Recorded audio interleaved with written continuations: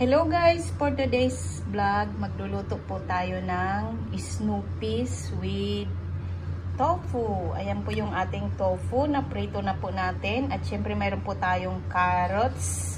At saka mayroon po tayong bawang at black mushroom. Ito po yung tainga ng daga kung tawagin sa atin sa Pilipinas. Ayan guys. So ayan, samahan niyo po ako at magluluto na po tayo.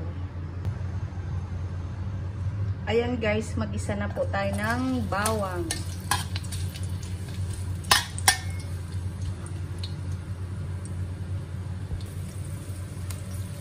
Antayin lang po natin na mag-brown ang ating bawang. Ayan, brown na yung ating bawang. Lalagay natin ang ating karning baboy. Minarinate ko po yan sa soy sauce at saka sa corn flour.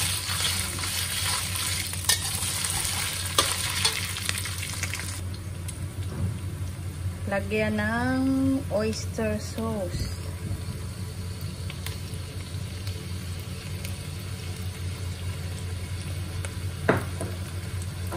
Konting soy sauce.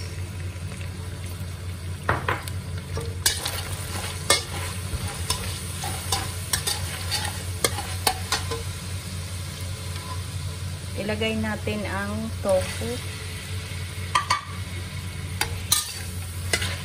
Igisa lang po natin saglit para ma-absorb ng tofu ang soy sauce at ang oyster sauce.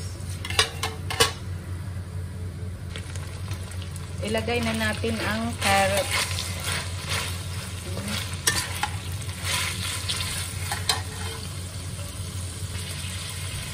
Isunod ang Snoopy's. Guys,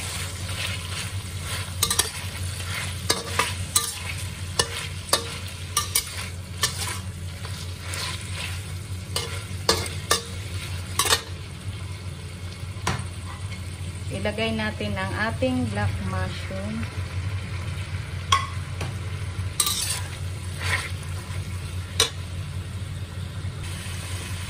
Lagyan natin ng kunting sabaw. Antayin lang po natin na kumulo.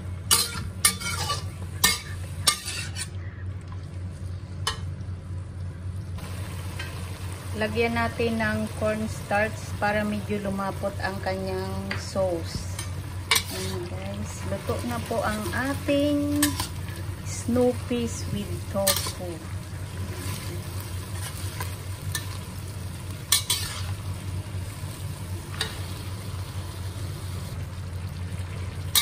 Ayan na po, luto na ang ating Snoopy's with tofu. Ayan, may masarap na po tayong ulam at syempre po, Chinese recipe.